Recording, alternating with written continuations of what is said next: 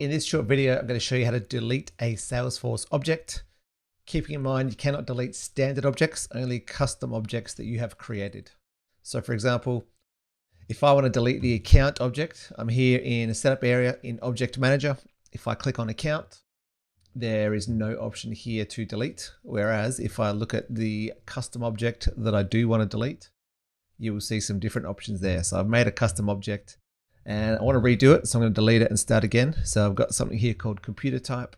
If I'm on the details option for computer type, on the right hand side, I can edit these details or I can delete the object overall. So I'm going to press delete.